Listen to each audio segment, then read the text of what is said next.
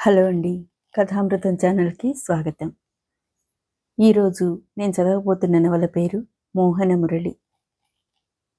రచన అరికపూడి కౌసల్యాదేవి గారు. Progress report తీసుకుని బయటికి వచ్చి చెట్ల కింద కూర్చున్నారు చాలామంది విద్యార్థులు. ఒకరి మార్కులు ఒకరు తెలుసుకుంటున్నారు. తర్వాత ఏం చదవాలో తర్కించుకుంటున్నారు. నేను ఇంజనీరింగ్‌కి వెళ్తాను. ఎంట్రన్స్ కూడా బాగానే రాశాను. తప్పక సీట్ వస్తుంది నాకు అందొక అమ్మాయి. నాకు మెడిసిన్‌లో సీటు తప్పక రావచ్చు. రాజా మార్కులు నావి అన్నది కమల గర్వంగా.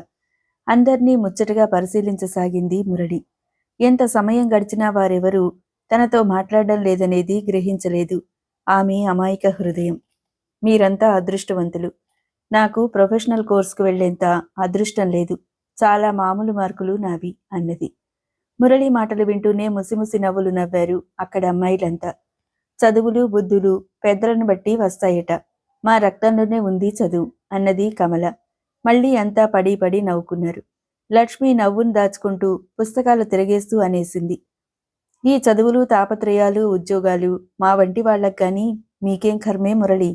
ప్రపంచాన్నే కాళ్ల వద్దకు రప్పించుకొనగల చతురులు మీరు. అందరూ కలిసి తనను అవమానిస్తున్నారని గ్రహించిన మురళి తేరుకునేలోగానే ఇందిర శూలాల వంటి మాటలు విసిరింది. మీకు మీ కులవృత్తులు ఆటపాటలు ఉంటాయి కదా మురళి. ఈ నిరుద్యోగ సమస్యకు తోడు మీరంతా కూడా కులవృత్తులు వదిలి మా నోటికూడు పడగొడితే ఎలా? మురళి కంట గిర్రున నీరు తిరగటం గమనించి వారు తృప్తిగా నవ్వుకుంటూ వికటహాసాలు విసురుతూ వెళ్ళిపోయారు. ఒంటరిగా నడక ప్రారంభించిన మురళి ఎదురుగా సుబ్బలక్ష్మి రావటం గమనించి ఖేదమంతా మరచి ఆనందంగా పలకరించింది. నీకు ఏ ర్యాంక్ వచ్చింది సుబ్బులు? సుబ్బులు పలకరింపుగా ఓ నవ్వు నవ్వి వెళ్ళిపోసాగింది. వినిపించుకోలేదనుకుని మురళి సుబ్బులకు దగ్గరగా వెళ్లి భుజంపై చెయ్యి వేసి అడిగింది. సుబ్బులు భయంగా అటు ఇటు చూసింది. దీనవదనంతో అంది. మురళి, నాకు నీ స్నేహం ఇష్టమే కాని మరి పెద్దల మాట వినకపోతే చంపేయరు. నీతో మాట్లాడవద్దన్నారు. మురళికి కోపం వచ్చింది. ఏమిటి గోల? నేనేమైనా అంటరాని దాన్నా? నీ అవసరాలకు పూలు పళ్ళు డబ్బు పుస్తకాలు అన్నీ తీసుకుంటావుగా నా దగ్గర. ఇంతలోనే నేనంత ప్రమాదకారినయ్యానా? సుబ్బులు మురళి చేయిని తోసేస్తూ అంది. బాగుంది. మా బీదరికం వల్ల తెలియక మిమ్మల్నేదో సాయం అడిగాం కాని ఇక ఎప్పుడూ అడగను రాను. ఆ అవును, మీ అమ్మ ఒకప్పుడు విశాఖపట్నం అవతల అదేదో ఊళ్ళో జమీందారు గారికి భోగాంగనటగా. మురళి అవాకుగా నిలిచి ఉంది. బాబోయ్, మా అమ్మ అన్నయ్య నన్ను చంపేస్తారు. ఎప్పుడు మా ఇంటికి రాకు మురళి అంటూ పరుగున పారిపోయింది సుబ్బులు. భారహృదయంతో ఇల్లు చేరిన మురళి తల్లి ఇచ్చే ప్రసాదాన్ని స్వీకరించక లోనికి వెళ్ళిపోయింది. ఏం అర్థంగాక కుమార్తెను పెన్నంటి వెళ్లిన గోపెమ్మ నివ్వెరపోయింది. మురళి, ఏమిటమ్మా ఏడుస్తున్నావా? శయ్యపై బోర్లా పడి రోదిస్తున్న మురళిని తల్లి ఎంతోసేపటికి గాని స్వాంతనపరచలేకపోయింది. విషయం ఏమిటో నాకు చెప్పమ్మా. ఏ అల్లరివాడో ఏదో అని ఉంటాడు అంతేగా? చివాలున లేచింది మురళి. అల్లరివాడెవడైనా అంటే లెక్కేంటమ్మా? ఆడవాళ్లు మనలాంటి ఆడవాళ్లే కాకులై కూస్తున్నారు. తెలిసిన వాళ్లకు దూరంగా ఈ కొత్త ప్రదేశంలో గౌరవంగా బతుకుదామని వచ్చాం. కానీ ఇక్కడ కూడా మన గురించి అందరికీ తెలిసిపోయిందమ్మా. దుఃఖిస్తూ మధ్య మధ్యలో మురళి చెప్పిన మాటలకు కొన్ని క్షణాలు కొయ్యబారినట్లే అయిపోయింది గోపెమ్మ. ఆ ఎదురింటి మేడలోకి కొత్తగా వచ్చిన వాళ్ళు మన ఊరి వాళ్ళట. ఆవిడ ఈ వీధి అందరికీ చెప్పిందట మనమేంటో మన కులమేంటో. వెక్కిళ్లతో వివరించింది మురళి. గోపెమ్మకు ఏం పాలుపోలేదు. ఇంకా పసితనమే సరిగా వీడని 16 ఏళ్ల మురళితో సమంగా తాను విలపిస్తే మురళి మరింత దిగాలు పడగలదనే భయం ఒక వంక. ఇక్కడి నుండి మళ్లీ ఎక్కడికి పోయి బ్రతకాలనే ప్రశ్న మరొక వంక. ఆమె హృదయాంతరాలను తొలిచేస్తుండగా తెచ్చిపెట్టుకున్న ధైర్యంతో కుమార్తెను ఓదార్చింది. భయపడి ఏడ్చిన కొద్దీ మనసును పిరికితనం ఆవరిస్తుంది మురళి. ఏడవక ఏం చేయనమ్మా. ఎవరి మటుకు వాళ్ళు నన్ను వాళ్ల ఇంటికి రావద్దని స్పష్టంగా చెప్పేశారు. లక్ష్మి ఇందిర ఎంత ఎగతాళిగా మాట్లాడారంటే నాకు నిలువునా ఇప్పటికిప్పుడే చచ్చిపోవాలనుందమ్మా. 2 చేతుల్లో ముఖాన్ని ఆస్వాదించుకొని మళ్లీ భోరుమంది మురళి. ఇటువంటి పరిస్థితుల్లోనే బ్రతికి తీరాలని తీర్మానం చేసుకోవాలి మురళి. నా మనస్సే నీలా బేలైతే ఈనాటి వరకు ఇలా బ్రతకగలనా చెప్పు? అమ్మ, తల్లి చేతుల్లో ముఖం దాచుకుంది మురళి. మురళిని చేరదీసుకొని ఆమె తల నిమురుతూ అనునయించింది గోపెమ్మ. మురళి, మన కులం ఏదైనా వ్యక్తిగతంగా మనం ఏ పాపం ఎరుగం తల్లి. నిజం నాకు తెలుసు, ఆ భగవంతుడికి తెలుసు. భగవంతుడు ఎందుకమ్మా ఇంకా ఆ పిచ్చి నమ్మకం? అందరినీ సుఖంగా ఆనందంగా బ్రతికించే దేవుడు మననిలా అందరూ వేలెత్తి చూపేట్లుగా ఎందుకు పుట్టించాడు? ఎందుకిలా మనల్ని తలవాల్చుకు సగం చచ్చినట్లు బ్రతకమన్నాడు? అందుకు ఏదో కృత జన్మ కారణం ఉంటుందంటారు పెద్దలు. మన కర్తవ్యం నీతిగా బతకటం, అన్నిటికీ మనల్ని పుట్టించిన ఆ భగవానుడే ఉన్నాడని నమ్మటం వరకే. ఆస్తికత మనిషిలో మానసిక శక్తిని వృద్ధి చేస్తుంది మురళి. మురళి కళ్ళు ఒత్తుకుంటూ హఠాత్తుగా గుర్తొచ్చినట్టు అడిగింది. అమ్మ, మరి వాళ్ళెవరూ ఇక మన ఇంటికి సంగీత పాఠాలకు రారు కదూ? మొన్నటినుంచి ఎవరూ రావటం లేదు, కట్టడి చేసి ఉంటారు. మరి మరి మనకు డబ్బెలాగమ్మా? జ్ఞానిలా నవ్వింది గోపెమ్మ. ఆమె అరుదుగా నవ్వుతుంది. ఆ నవ్వులో మురళికి ఎంతో ధైర్యం, ఆత్మవిశ్వాసం కనపడతాయి. నా నగలు ఉన్నాయి కదా మురళి, అవి ఖర్చయ్యే లోపున నా మురళీమోహనుడు ఏదో ఒక దారి తప్పక చూపుతాడని నాకు ధైర్యంగా ఉంది. మురళిని ఊరడించి తాను వంట పనిలో నిమగ్నమైంది. మురళి వచ్చి ఆరుబయట చెట్ల నీడలో తిరుగాడుతూ ఆలోచిస్తుంది. రోజు ఈ వేళకు సంగీత పాఠాల నిమిత్తం ఎందరో అమ్మాయిలు వచ్చేవారు.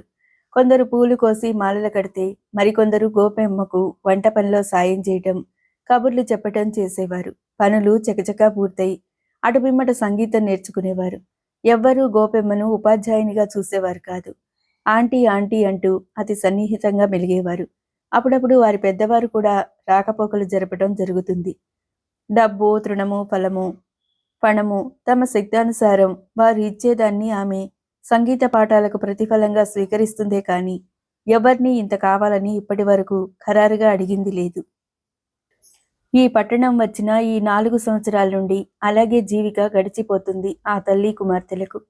మీకు సంగీతం చాలా బాగా వచ్చును కదా, ఏ సంగీత కళాశాలలోనైనా లెక్చరర్గా చేరవచ్చు కదండి అని ఎవరైనా ఎప్పుడైనా సలహాపూర్వకంగా చెప్తే గోపెమ్మ నిర్మలంగా నవ్వి జవాబు చెప్పేది. మా ఇద్దరి భక్తికి ఈ దారి చాలమ్మా, ఏ అవసరం వచ్చినా మీరున్నారు, ఆ మురళీమోహనుడున్నాడు నాకు అని. ఇంతకాలంగా ఈ జవాబు అందరికీ చాలా మధురంగా వినిపించేది. ఆహా, గోపెమ్మకు అసలు ధనాసే లేదు. ఎప్పుడూ ఆ కృష్ణుని నామమే నమ్ముకుంటుంది. సత్యసంధురాలు, ఈ కాలంలో పుట్టవలసింది కాదు అని శ్లాఘించేవారే ఇప్పుడు ఆ మాటల్లో కొంగొత్త అర్థాలను వెతికి వ్యాఖ్యానిస్తున్నారు. ఓహో, ఆ కులంగనికే అంత నటనలు వలికిస్తూ అంత తీయగా పొగలమారు మాటలు పలుకుతుంది. ఆ మురళీమోహనుడెవరో ప్రియుడేమో అని ఒకరంటే, ఇంకొకరి వ్యాఖ్య మరింత నిందాపూర్వకంగా ఉంటుంది. ఆ జాతి వాళ్లకు గాని అసలు ఈ ఆటపాటలు మనకెందుకు చెప్పొదినా?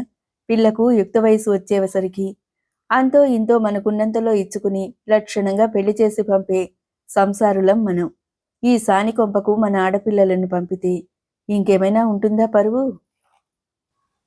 పెద్ద పతివ్రతల మన మధ్య ఎంత గుమ్మనంగా, ఎంత ధైర్యంగా బ్రతుకుతుంది. చూడగా ఎంతకైనా తగినదనిపిస్తుంది కదూ. ఇటువంటి వ్యాఖ్యానాలు, వంకర మాటలు, విసుర్లు అన్నీ గోపెమ్మ చెవిన పడుతూనే ఉన్నాయి. ఉదయం 10 గంటలు దాటిన తర్వాత ప్రతిరోజు పక్కింటి వారి మేడ మీద గదిలో ఆ వీధి ఆడవారంతా కాలక్షేపం కబుర్ల నిమిత్తం సమావేశమవుతారు. ఆ సభలో ఇటీవల చర్చనీయాంశం గోపెమ్మ చతురత గురించి. ఉచ్చస్వరాలతో వినవచ్చే ఆ చిత్ర విచిత్ర పదజాలమంతా వచ్చి తప్పనిసరిగా గోపెమ్మ చెవులు మూసుకున్నప్పటికీ వినిపిస్తుంది. ఆమె పడక గదిలో ఉన్న ఇంటి ముంగిటి ఆవరణలో ఉన్న ఒక్క అక్షరం కూడా పొల్లుపోకుండా వినిపిస్తుంది. పోని వంటగదిలోనే ఉండిపోవాలన్నా అక్కడా ప్రశాంతత లేదు. వెనకింటి గృహిణి చేసే విమర్శలు, హేళనలు శూలాల వలె వచ్చి గుచ్చుకుంటాయి. దరిద్రపు మూక, సంసార్ల ఇళ్ల మధ్య వచ్చి పడిందేంటి అని ధడాలన తలుపులు మూసుకుంటుంది మరొక ఇల్లాలు. ఆఖరకు పాలు పోసే ఆమెకు, సరుకులు అమ్మే వాళ్లకు, పని మనిషికి కూడా తేలిక చూపులు ప్రారంభమయ్యాయి. పెడసరపు జవాబులు, పెంకె ప్రవర్తన మొదలైంది పని మనిషికి. అమ్మ, మనం ఇక్కడ బ్రతకలేమనిపిస్తుంది, ఇంకెక్కడికైనా వెళ్ళిపోదాం అని పోరసాగింది మురళి. నిజమే మురళి, కానీ ఎక్కడికి వెళ్దాం?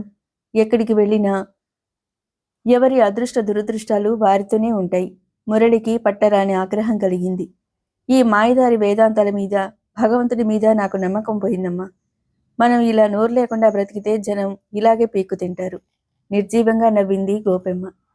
మురళి, ఇంత దూరం ఆలోచించగల నీవు ఇంకొంత తెలివిగా ఆలోచించి నీ బాధ్యతను నువ్వు గుర్తిస్తే మన బ్రతుకు ఇంకా కొంత మెరుగవుతుంది కదా. మధ్య నేనేం చేశానమ్మా? ఎంతసేపు ఆటపాటలు, స్నేహితులే గాని ఒక్కసారైనా మనసును లగ్నం చేసి చదువుతున్నావా? మొక్కుబడిగా చదివి ఇంతవరకు ఎలాగో పాస్ అయ్యావు. పెద్ద తరగతుల్లో శ్రమపడి చదవనిది కృతార్థులమవుతారా? నువ్వు కాస్త బాగా చదువుకుంటే నీకొక ఉద్యోగం వస్తుంది.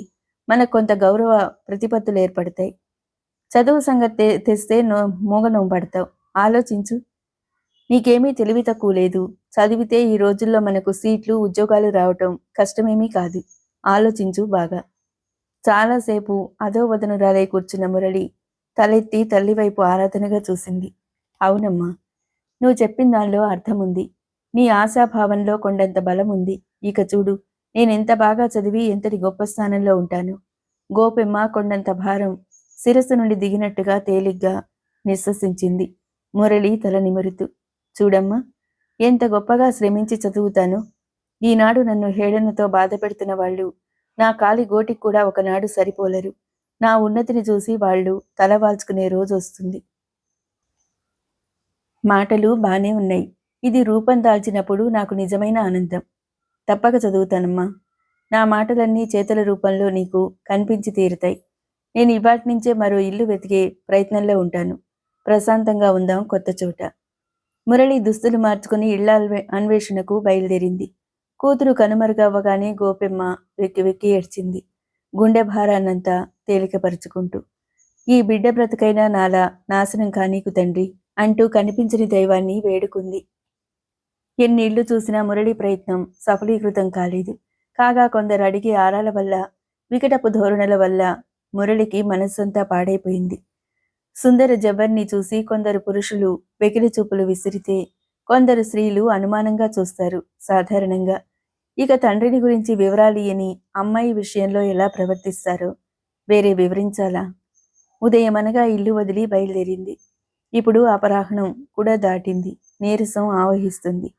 ఆలోచనతో కొట్టుకుపోతూ ఒక వారగా పరధ్యానంగా నడుస్తున్నామే పరిచయమైన పలకరింపు విని తలెత్తి చూసింది. హాయ్, ఏంటంత డీలాగా ఉన్నావు అంటూ ఆనంద్ దగ్గరికొచ్చాడు. అతడితో ఉన్న అతడి స్నేహితులు నవ్వి ఆనంద్ను గుడ్ లక్ అంటూ నిష్క్రమించారు. కారు హారన్ వినిపించలేదు. పక్కనే కారాగటం కూడా కనిపించలేదు. ఏమిటి ఆలోచిస్తున్నావు? ప్రయత్నపూర్వకంగా నవ్వును కొని తెచ్చుకుంది మురళి.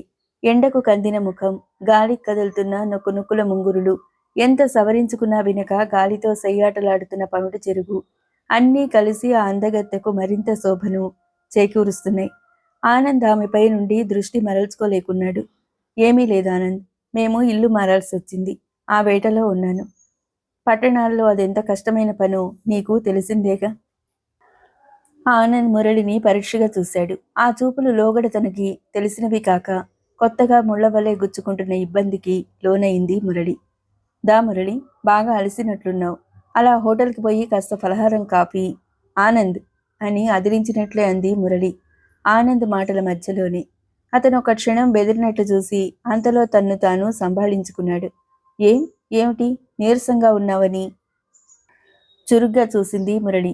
ఆనంద్, మనకెంత స్నేహం ఉన్నా నేను ఎంతగా హద్దులు పాటిస్తానో నీకు తెలుసు. మనకు స్నేహమైన కొత్తలో ఒకసారి నువ్వు నన్నిలా ఆహ్వానించావు సినిమాకు, హోటల్కు. అవును, పెళ్ళయ్యాకనే అవన్నీ అని నువ్వు చాలా స్ట్రిక్ట్గా చెప్పావు. గుర్తుంది కదా? ఉందిలే. పోనీ ఇలా ఈ పక్క పార్కులో కాసేపు కూర్చుందామా? అదిగో ఆ ఎదుటి ice cream parlour, ice cream కొనుక్కొస్తాను. ఇది కూడా కాదనకు ప్లీజ్.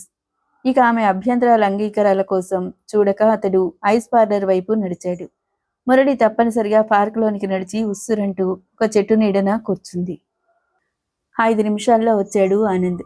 ఇదిగో ముందు పకోడీ తిందాం, కాసేపట్లో ఐస్ క్రీమ్ వస్తుంది. థ్యాంక్స్. అవును, నువ్వు కాలేజీకి ఎందుకు రావటం లేదు మురళి?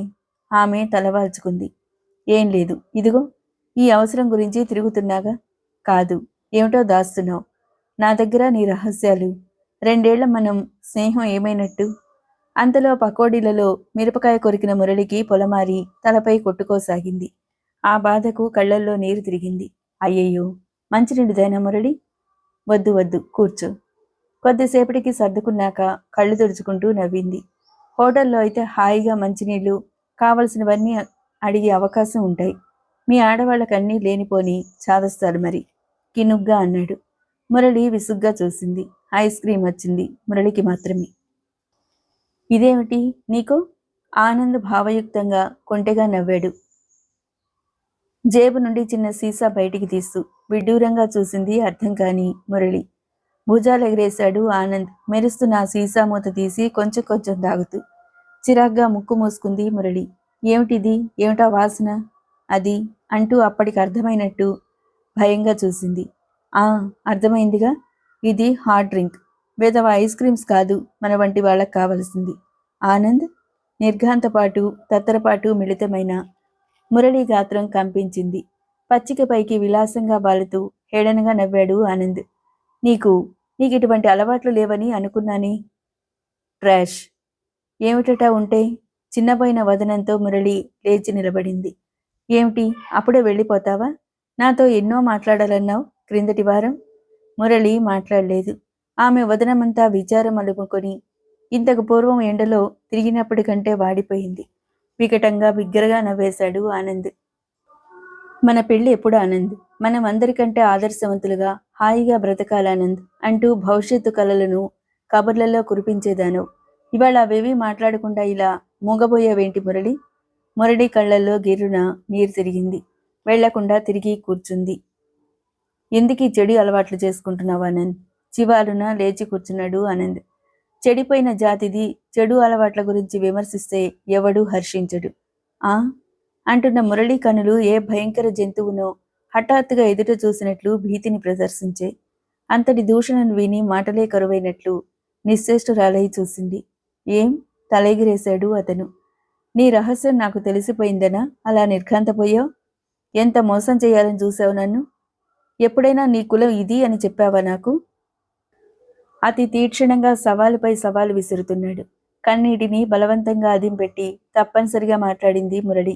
ఆనంద్, అలా అపార్థం చేసుకోకు. నాకు ఈ కులమత భేదాలపై నమ్మకం లేదు. అయినా చెప్పవలసిన అవసరం కూడా మన మాటల్లో ఎప్పుడు వచ్చింది చెప్పు? అవసరం రానియనంత మత్తు మాటలతో మైమరిపించి మభ్యపెట్టగల జానవు మరి. నీకు మా వంటి ఉన్నత వంశీకులతో పెళ్లి, ఇల్లు, సంసారం కావాలా? ఎంత పథకం వేశావు? ఆనంద్ తన స్వరం తనకే వినిపించినంత మంద్రస్థాయిలో నూతిలో నుండి పలికినట్లుంది స్వరం. ఇంతటి చెడు ఉద్దేశాలు మనసులో దాచుకుని నన్ను ఇలా అవమానించడానికే ఈ పలహారాలు పెట్టించావు, హోటల్కి పిలిచావు. ఈ తేలిక భావంతోనే కదూ? అవును, కర్కశంగా పలికింది ఆనందస్వరం. అవమానించటానికి కాదు, నీ జాతి నైజం నిరూపించటానికి. పెళ్లే ఎరుగని కులంలోది పెళ్ళయ్యాకనే హోటళ్లు, షికార్లు అని గొప్ప పతివ్రతలా మాట్లాడితే నేనైనా నమ్మేవాణ్ణి? కుల జాత్యహంకారాలతో మిడిసిపడే నిన్ను అర్థం చేసుకోలేని నా మొద్దు మనసును నేను నిందించుకోవాలి. నిన్నెంత ఉన్నతంగా ఊహించుకున్నా నేను? విషపు నవ్వు నిలిచింది ఆనంద్ పెదవులపై. ఏం పర్వాలేదు, ఇప్పుడు నేను ఉన్నతుణ్ణే. మనకు పెళ్లి కలలో కూడా జరగని పని. కానీ నీతో స్నేహ సంబంధాలకు మాత్రం అభ్యంతరమేమీ లేదు.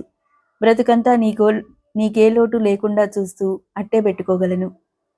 నిప్పులు కురిశాయి మురళి నేత్రద్వయం నుండి. ఇంతటి దౌర్భాగ్యపు మాటలు విసరగలవని కల్లో కూడా అనుకోలేవు నువ్వు అంటూ పూర్తి చేశాడు. అమిత క్రోధం వల్ల మురళి పూరింపలేని వాక్యాన్ని తాపీగా సిగరెట్ వెలిగించి పొగ ఊదుతూ అన్నాడు. నేను అనుకోలేదు నువ్వింతసేపు నాతో ఇలా పార్కులో ఇన్ని మాటలు మాట్లాడగలవని. ఇదంతా ఎదుటి షాపుల వాళ్ళు, ఈ పక్క ఇళ్ల వాళ్ళు చూడటం లేదా? సంసారాల ఇళ్లలో అమ్మాయిలు మరి ఇలా వచ్చి ఇంత పబ్లిక్గా పరాయివాడితో ఇన్ని చర్చలు మాటలు జరుపుతారా? అసలు మొదటిసారి నేను కాలేజీలో నీ నోట్స్ అడగగాని అడిగిందే చాలున్నట్టు నువ్వు ఇచ్చినప్పుడే నాకు అనుమానం వచ్చింది నీ నీతి నైజాల గురించి. అయినా మూర్ఖంగా విస్మరించాను. రాను రాను నీ తీపి మాటల్లో పడి ఇక మురళికి అతడితో మాటలు అనవసరమనిపించింది. ఇంత పబ్లిక్గా నీతో పార్కులో మాట్లాడుతున్నానని కదూ నేరారోపణ చేస్తున్నావు? నీ ఘనమైన వంశంలో అమ్మాయిలు ఇలా మాట్లాడరని, రారని కదూ అంటున్నావు? అవును, మీ ఇళ్లలో అమ్మాయిలు, ఆడవాళ్లు పబ్లిక్గా చేయరు. రహస్యంగా జరిపే ప్రేమ కలాపాల ఫలితంగా మా కులాల లాంటి కులాలు ఏర్పడ్డాయట. మా కులాల్లో రక్తమంతా మీ గర్వపోతుల వంశాలది. అంచేత మీరు మేము ఒకటే. Shut up, you shut up. ఇంతకింత నీ గర్వభంగం జరపటం నా కండ్లారా చూసినాడు మాత్రమే నేను దేవుడున్నాడని, మంచికి విలువుందని నమ్ముతాను. బై. చీత్కారంతో వడివడిగా నడిచిపోతున్న మురళికి వెనుక నుండి ఆనంద ప్రేలాపన వినిపించింది. ఆలోచించుకో మురళి, పేదవాడి కోపం పెదవికి చేటు. నీలాంటి వాళ్ళు మా వంటి వారి పోషణలో మా నీడన బ్రతకవలసింది. నా మాట వినకుంటే ఇంతకింత కక్ష సాధించగలవాడను నేను. మురళి మరి వెనుతిరిగి చూడక సాగిపోయింది. ఇప్పుడు ఆమెకు దుఃఖం రావటం లేదు. ఈ అహంకారపూరిత ప్రపంచంపై ద్వేషం, కక్ష ప్రబలుతున్నాయి మనసున. ఇంతకు పూర్వం ఉన్న నీరసం, నిరాశ లేవు. ఏమిటి విధవ జీవితం? ఏమైతే అవుతుంది. దీనికోసం ఇంత తాపత్రయం దేనికి? ఈ ప్రపంచంలో అందరిలాగే పుట్టాను. ఎవడి దయాధర్మం, స్నేహం నాకేం అక్కర్లేదు. ఎలాగో అలాగా బ్రతకలేమా? ఈ మొండి ధైర్యం మురళిని ఈరోజు తల ఎత్తి ధైర్యంగా నడిచేట్లు చేసింది. నడుస్తున్న ఆమె పక్కన ఆనంద్ కారు దూసుకువచ్చి ఆగింది. మరోసారి చెప్తున్నాను మురళి, నిన్ను అట్టే పెట్టుకోగల స్తోమత నాకుంది. ఈ ఊరిలో సగం బిజినెస్ గల ధనవంతుడు రామకృష్ణారావు గారి గారాల కుమారుణ్ణి నేను అంటూ కాలర్ సవరించుకున్నాడు. మురళి మౌనంగా తన చేతి రుమాలలో చుట్టి ఉంచిన డబ్బులో నుండి 10 నోటు తీసి అతడి కారులోకి విసిరి తీక్షణ స్వరంతో అంది. ఎవరికీ బాకీ పడని, ఎవ్వరి సొమ్ము అప్పనంగా తినని పరువు గల స్త్రీ కడుపున పుట్టిన అభిమానవతిని నేను. ఆ డబ్బు నీ ఐస్ క్రీం విలువకు 4 రెట్లు అనేసి పక్కనే ఉన్న బట్టల దుకాణంలోకి వెళ్ళిపోయింది. పళ్ళు నూరుకుంటూ కారును బయలుదేరదీశాడు ఆనంద్. ఆనంద్ని తప్పించుకోవడానికి గాను అవసరం లేకున్నా ఆ షాపులోకి వెళ్లిన మురళికి ఒక ఆలోచన కలిగింది. అలసట తీర్చుకోవడానికి కొంతసేపు అక్కడ గడపచ్చు. బట్టల బేరంతో మనసు కొంత తేలిక పడుతుంది. సాయంత్రం ఇంటికి తిరిగి వచ్చిన మురళి వదనంలో ఉదయపు కోప విచారాలు ఛాయామాత్రంగా కూడా కనిపించకపోగా చాలా చలాకీగా, ఆనందంగా కనపడింది గోపెమ్మకు. అమ్మా, ఇదిగో నీకు చీర తెచ్చాను, చూడు బావుందా అంటూ మంచంపై చీరను పరిచి చూపుతున్న మురళి వైపు అర్థం కానట్టు చూసింది తల్లి. ఇల్లు దొరికితే అడ్వాన్స్ ఇస్తానని తీసుకెళ్ళి ఇదా నువ్వు చేసిన పని? ఇప్పుడు నాకు చీర దేనికే? బోలెడున్నాయిగా. ఉంటే ఉండనిద్దు, కొత్తది కొనుక్కోలేమా ఏం? పోనీలే, ఇల్లు మాట దొరకలేదు, మళ్ళీ రేపు చూస్తాలేమ్మా. అంతకంటే మురళి తల్లికేం చెప్పలేదు. స్నానం చేసి వచ్చి ముభావంగా ఏదో ఆలోచిస్తూ పూల మొక్కల దగ్గర కూర్చున్న మురళిని ఆమె గమనించిన విధంగా పరీక్షగా చూసింది. తులసికోట వద్ద సంధ్యాహారతి ఇస్తూ గోపెమ్మ. మురళి మనసులో ఏదో నిర్వేదం స్థావరం ఏర్పరచుకున్నట్టు ఆ తల్లి హృదయం పసిగట్టగలిగింది. తాను నిత్యం పూజించే తులసీమాత వద్ద మోకరిల్లి మౌన ప్రార్థన సలిపింది ఆ మాతృహృదయం. తల్లి తులసీమాత, తల్లి కూతుళ్ళం ఒకరికొకరం దిక్కుగా బతుకుతున్నాం. నిన్నే నమ్ముకున్న మాకు ఒక దారి చూపించు తల్లి. ఆభం శుభం ఎరుగని నా అమాయక మురళిని ఈ ప్రపంచ కుస్థితాల నుండి, హేళనల నుండి రక్షించి గౌరవ జీవితం ప్రసాదించు తల్లి. తెల్లవారుజాము 3 గంటలకే ఏదో దుస్వప్నం వల్ల నిద్రాభంగమై లేచి కూర్చుంది మురళి.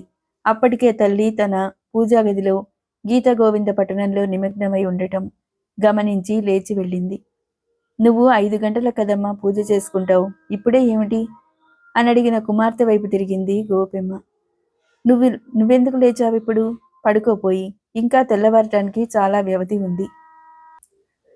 అలాగేలే, కానీ నీ పూజ వేళ ఇది కాదు కదమ్మా.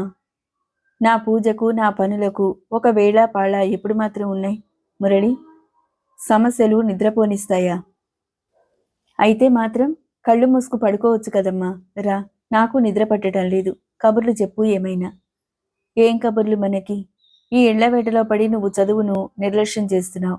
అటు సంగీత సాధన మానుకున్నావు. ఎలా చిక్కిపోయావో చూసుకో అద్దంలో. నిర్లక్ష్యంగా నవ్వింది మురళి తల్లికి కొంచెం దూరంలో కూర్చుంటూ. ఇదంతా నీ భగవంతుడికి మనపై గల అపార కృపమ్మా. ఏమిటా హేళన మురళి? నాకు తెలుసమ్మా, నీ కోపం వస్తుంది. కానీ నా కోపం, నా కష్ట సుఖాలు కూడా మరి నీ మురళీమోహనుడికి చెప్పుకుంటాను వినమను. ఒక ఇంటివారు మగవాళ్ళు లేకుండా తల్లి కూతురు ఒక్కరే ఎలా బ్రతుకుతున్నారు? ఏ కులం మీదసలు? మాకు అద్దె తిన్నగా ఇవ్వగలరని భరోసా ఏమిటి అంటూ విదిలించారు. మరో వీధిలో నన్నెరిగిన ఒక అమ్మాయి ఉంది. ఇక ఆ వీధిలో మనను బ్రతకనీరన్నమాటేగా. మరో ఇంటాయన యగాదిగా చూసి, మా ఇంట్లో ఎదిగిన పిల్లలున్నారమ్మా.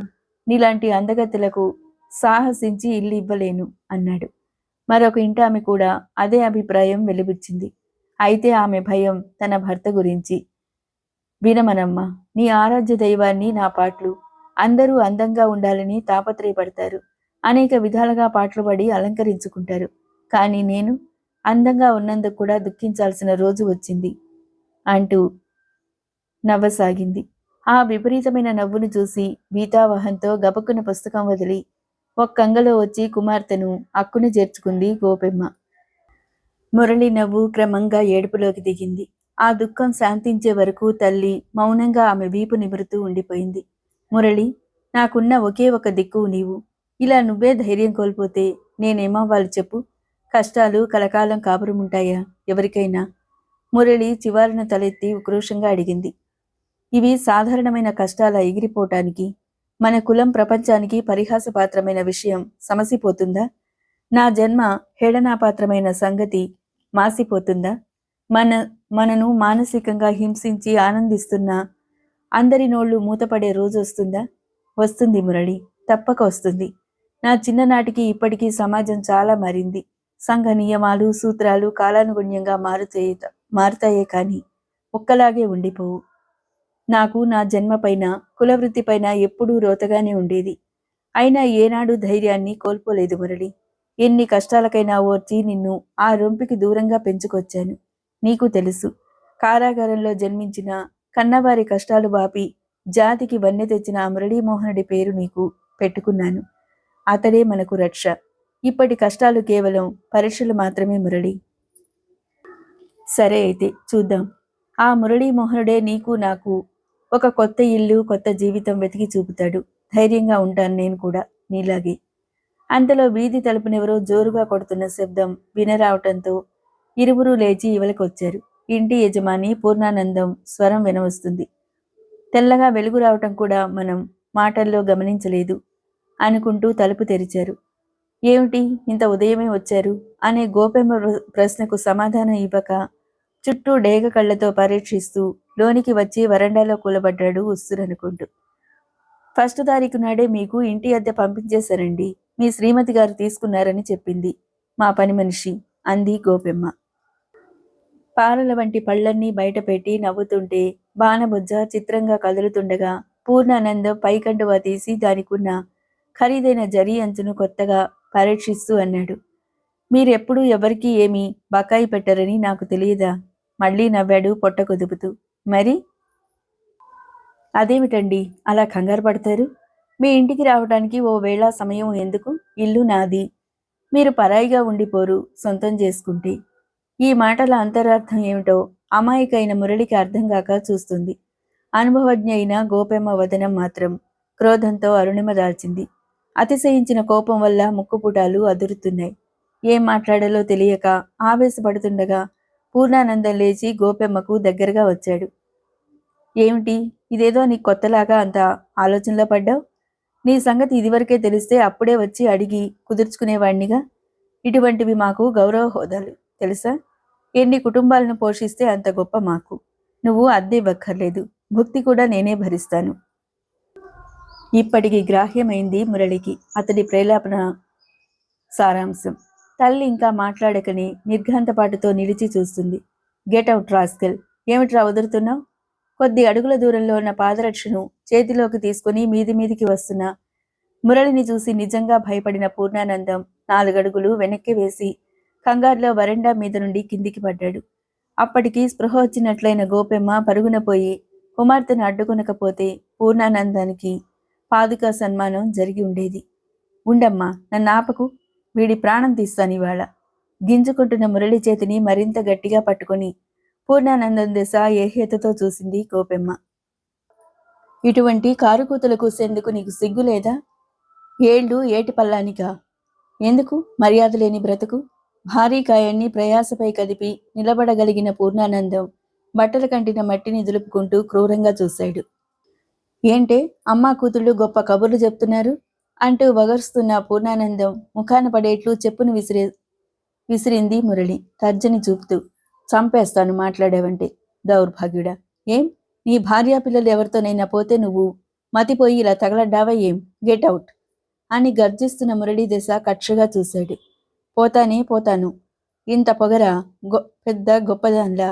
నా ఇల్లు నెలాలలోగా ఖాళీ చెయ్యి, లేకుంటే బయటికి ఈడుస్తాను. చేయకపోతే ఇంకా ఉంటామా నీ దరిద్రపు కొంపలో? పో బయటికి. గొణుకుతూ శపిస్తూ క్రూరమైన చూపులతో నిష్క్రమించాడు పూర్ణానందం. తల్లి కుమార్తెలు చాలాసేపు ఒకరివైపు ఒకరు చూసుకోవటానికి కూడా కించపడుతూ నిస్తేజులుగా గోడకి చెర్లబడ్డారు. మనశ్శరీరాలు మొద్దుబారినట్లై పరిసరాలనే గమనించిన వారిని ఏదో సందడి మేల్కొల్పింది. చూడగా చుట్టుపక్కల వారు కిటికీలలో నుండి, గోడల మీద నుండి తొంగి తొంగి చూసి ముసిముసిగా నవ్వుకోవటం కనిపించింది. నిస్సహాయ క్రోధావేదనావేశాలతో పళ్ళు నూరింది మురళి. లేని బలం తెచ్చుకుని తల్లి వద్దకు వచ్చి లేవదీసింది. అమ్మలే, సామాన్లు సర్దుదాం. మూఢురాల్ని చూసినట్లు చూసింది గోపెమ్మ. ఏమిటమ్మా అలా చూస్తావ్? నాకేం మతిపోలేదు. ఇల్లు దొరకందే ఎక్కడికి పోదామా అని నీ సందేహం. ఇది ఇల్లు కాదు, వాడి సమాధి. ఒక్కరోజు కూడా ఇక ఇక్కడ ఉండద్దు. పద చూడు. చుట్టూ పళ్ళికిలించి వినోదిస్తున్న ఈ పసుపురాయిల్ని వీళ్ళు మనుషులా? చి, ఇంతకంటే జంతువులుండే అడవే పదిలం. పదమ్మా. దిక్కుతోచినట్లు చూసింది గోపెమ్మ. కన్నీరు అవిరామంగా స్రవిస్తున్న ఆ చెంపలను సుతారంగా ఒత్తింది మురళి. నాకు ధైర్యం చెప్పి నువ్వెలాగైపోతే ఎలాగమ్మా? నీ మురళీమోహనుడి మీద నమ్మకం ఏమైంది? పొద్దున్నే ఇటువంటి దౌర్భాగ్యుడి చేత ఎటువంటి మాటలు అనిపించాడో చూసావా నీ ఆరాధ్య దైవం? అంటూ వగరుసు పోయాడమ్మా నా దైవం. కుళ్ళి కుళ్ళి ఏడవసాగిన తల్లిని కొన్ని క్షణాలు తదేకంగా చూసింది మురళి. తర్వాత మెల్లగా దగ్గర కూర్చుని అనునయంగా బోధించింది. దైవం మూగపోయాడా, ఉన్నాడా, లేడా అనేది మనబోటి మానవ మాత్రుల వల్ల కాదని నువ్వే చాలాసార్లు చెప్పావమ్మా. ప్రస్తుతం మన సమస్య ఈ తర్కమీమాంస కాదు, ఉండడానికి ఓ కొత్త గూడు, దాన్ని వెతుక్కోవాలి. పద, కాస్త కాఫీ చెయ్యి అంటూ ఒక విధంగా బలవంతంగానే లేవదీసింది తల్లిని. యాంత్రికంగా కాలకృత్యాలు తీర్చుకుంది. మళ్ళీ ఊళ్ళోకేనా మురళి అన్నది కాఫీ ఇస్తూ. అవునమ్మా, ఇవాళ ఎలాగైనా సాధించి తీరుతాను. నువ్వు మాత్రం సామాన్లు సర్దేయ్. సాయంత్రం లోపుగా ఎక్కడా ఇల్లు దొరక్కపోతే ఏ రైల్వే ప్లాట్ఫామ్ మీదనో, ఏ సత్రపు అరుగు మీదనో గడుపుదాం. మురళి తాత్కాలిక ఆవేశంలో అన్నప్పటికీ తర్వాత అదే శరణ్యమైంది. ఏ ఇల్లు కుదరలేదు. మురళిలో అభిమానం తగ్గలేదు. సత్రంలో 3 రోజుల కంటే ఉండటానికి వీల్లేదని, ఆ మర్నాడు ఉదయం ఖాళీ చేయమని అన్నాడు సత్రపు గుమాస్తా. గోపెమ్మ గుమాస్తాను ఎంతగానో బ్రతిమాలింది. అతడు ససేమేరా వీలు కాదన్నాడు. నా ఇష్టమేముందమ్మా? ఈ సత్రం కట్టించిన దాతలకు బంధువులెవరో ఇక్కడ మనవరాలు వివాహం చేసుకుంటారట ఎల్లుండి. అంచేత ఇవాళ నుండి సత్రపు గదులు ఎవ్వరికీ కేటాయించవద్దన్నారు. పోని గది వద్దు, ఈ కాస్త సామాను ఏదైనా మీకు పనికిరాని గదిలో పెట్టండి. మేమలా ఏ వరండా మీదనో కాలక్షేపం చేస్తాం. కనీసం ఒక్కరోజుకైనా అనుమతి ఇవ్వండి. నా ఇష్టం లేదు మహాప్రభో అంటే వినిపించుకోరేమమ్మా. అదిగో వారు రానే వచ్చారు అంటూ వీధిలో ఆగిన కారు దశ పరిగెత్తి వంగి సలాములు చేస్తున్న గుమాస్తాను, టీవీగా పలకరిస్తూ కారు దిగిన వ్యక్తిని చూసి తల్లి కుమార్తెలు నివ్వెరపోయారు. అతడు పూర్ణానందం. విషపు నవ్వు నవ్వుతున్న అతన్ని చేతరింపుగా చూసింది మురళి. త్రాష్టుడు. మనవరాలి పెళ్లి చేసే వయసులో బుద్ధులింత వంకరగా ఉన్నవా అంటున్న తల్లి మాటలకు తల పంకించింది మురళి. ఈ కారైతే వాడిదన్నమాట. నిన్న మొన్న కూడా నాకు ప్రతి వీధిలో కనిపించిందంటే వీడు మనల్ని వెన్నాడుతున్నాడమ్మా. కాళ్ళ కింద భూమి కదులుతున్నట్టే ఉంది గోపెమ్మకు. ఈ ఊళ్ళో బ్రతకలేమేమో గొణిగినట్టే అంది. చూద్దాం పద. ఇక్కడెందుకు ఇంకా?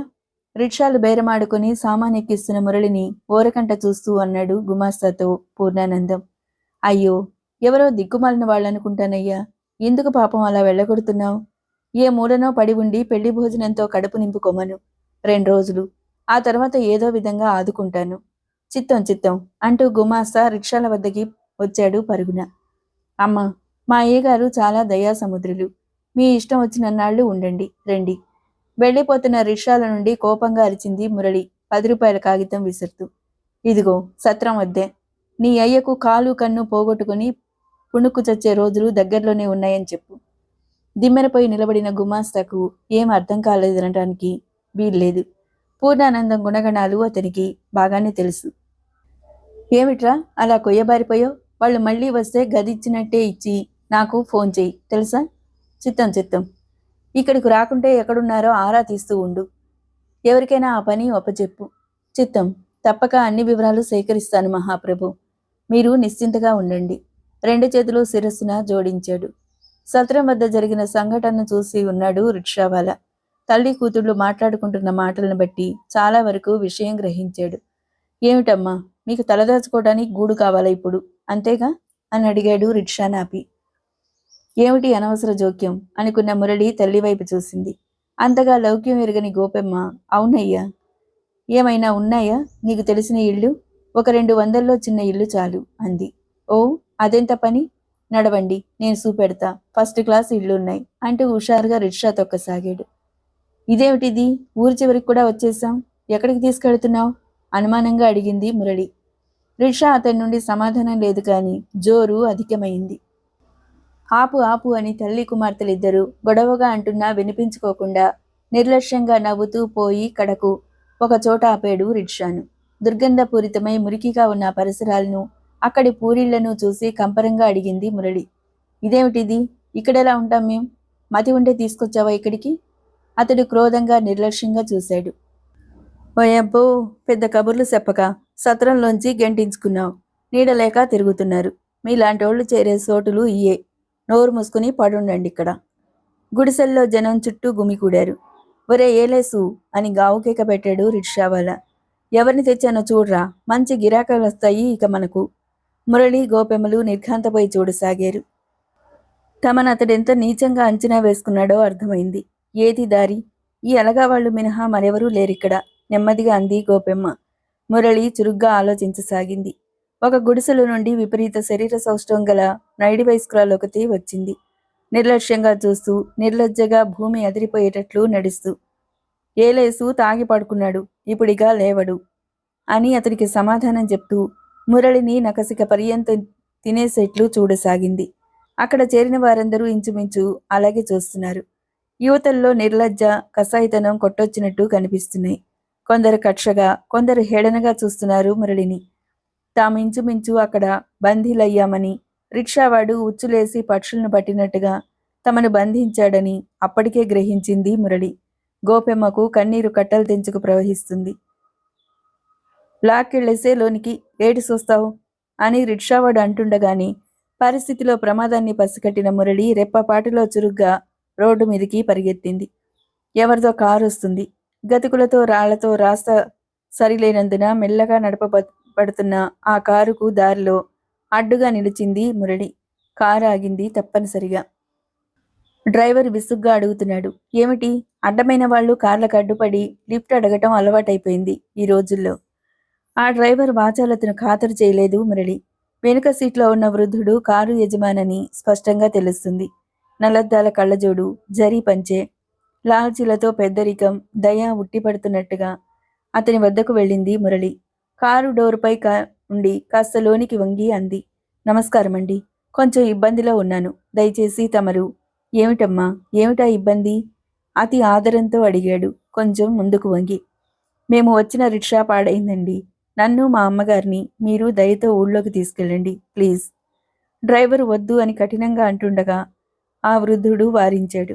శంకరం, ఎవరికైనా వస్తుంది ఇబ్బంది అని ఇటు మురళితో సాదరంగా అన్నాడు. అలాగే రండమ్మా. ఏరి మీ అమ్మగారు? అరుగోనండి. అప్పటికే గోపెమ్మ వచ్చింది, ఒక పెట్టే చేత పట్టుకుని. ఎవరో పెద్ద మనుషులు తమ అంతు చూడగలరన్న భయంతో రిక్షావాలా అతడి బలగము చేసేదేం లేక నోళ్లు చేతులు కట్టుకు నిలబడ్డమే కాక ఒకతడు సామాన్ తెచ్చి కారులో పెట్టి మురళి ఇచ్చిన 4 రూపాయలు పట్టుకుపోయాడు. అదైనా దక్కినందుకు ఆనందిస్తూ కారు సీట్లో ఒక మూలకు ఒదిగిపోయి బిక్కముఖాలతో కూర్చున్న ఇద్దరిని పరిశీలనగా చూసిన అతను అడిగాడు. ఎక్కడమ్మా మీ ఇల్లు? గోపెమ్మ కంగారు పడి అటు ఇటు చూసింది.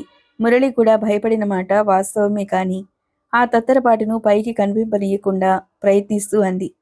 ఇక్కడికి కొత్త వాళ్ళమండి, ఇక ఇల్లు చూసుకోవాలి.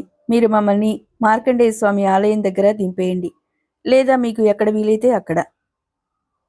కొత్త వాళ్ళైతే మరి ఆలయం దగ్గర దిగి ఏం చేస్తారు? అదేనండి, అక్కడ చౌకలో ఏదైనా ఇల్లు చూసుకుంటే రోజు దైవ దర్శనానికి మా అమ్మగారికి వీలవుతుందని. అంతనా పొంతనా లేని తన మాటలు వృద్ధునిలో నమ్మికను కలిగించలేదని అతడి చూపులే చెప్తున్నాయని గ్రహించింది మురళి. ఇప్పటికి కొంత తేరుకున్న గోపెమ్మకు ఆలోచన సామర్థ్యం కలిగి వృద్ధునికి తమని గురించిన కొన్ని వివరాలు చెప్పక తప్పదని భావించి మాటలు ప్రారంభించింది.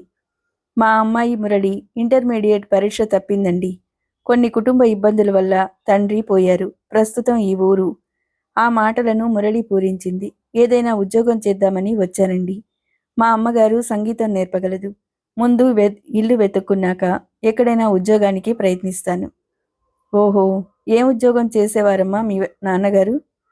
వృద్ధుడు స్వాభావికంగా కొత్తవారిని అడిగే ప్రశ్నలే అయినా తమకున్న అదురు వల్ల ఒక్కో ప్రశ్న ఒక్కొక్క చేదు మాత్రలా ఉంది మురళి గోపెమ్మలకు.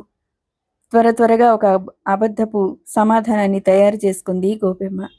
పిల్లలకు చదువు సంగీతం నేర్పేవారండి.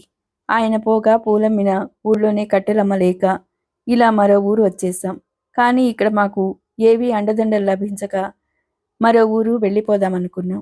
బస్టాండ్కు తీసుకుపోమంటే రిక్షావాడు మోసంగా ఇక్కడికి తెచ్చాడు. కొత్త వాళ్ళం అవటం వల్ల మాకు దారులు తెలియవు. సమయానికి దేవుళ్ళ మీరు రాబట్టి సరిపోయింది. కానీ అక్కడి జనం మమ్మల్ని ఏం చేసేవారు? అతడేం మాట్లాడలేదు. కానీ కనుల్లో సానుభూతి తొణికిసలాడింది. చాలాసేపటికి అడిగాడు, బంధువులెవరూ లేరమ్మా? లేరండి. ఉబికి వస్తున్న కన్నీటిని దాచే ప్రయత్నంలో ముఖం బాగా వంచుకున్న అతడు చూడనే చూశాడు. పర్వాలేదమ్మా, బాధపడకు. కానీ ఏం చేద్దామని? ఒంటరి ఆడవాళ్ళు. అమ్మాయి చూస్తే చదువు పూర్తి కాని చిన్న వయసు. చాలా భారమైన జీవితమే. చల్లగాలి సోకిన మేఘం వల్లే వర్షించసాగాయి గోపెమ్మ నేత్రాలు. మీరు కష్టం సుఖం తెలిసిన వారి వల్లే ఉన్నారు అన్నది కన్నులు తుడుచుకుంటూ.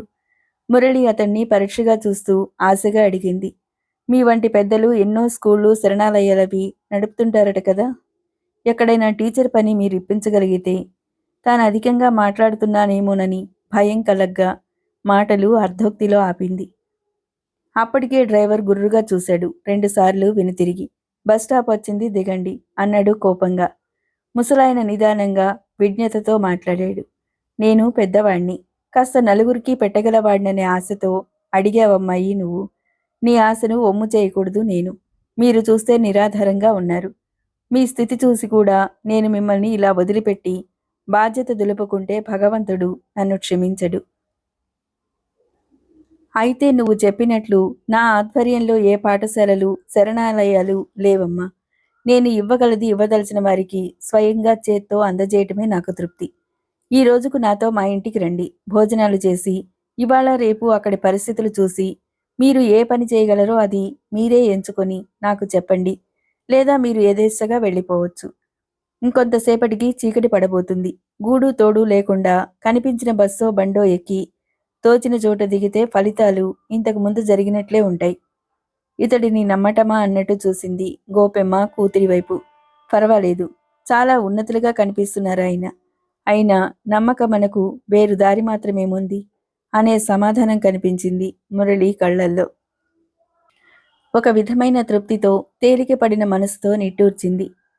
దైవమా, ఇలాంటి జీవితం రాశావు. ఏ రోజుకారోజు ఏ క్షణానికే క్షణం భుక్తి కొరకు గూడు కొరకు తాపత్రయపడాల్సిన బ్రతుకైపోయింది కదా.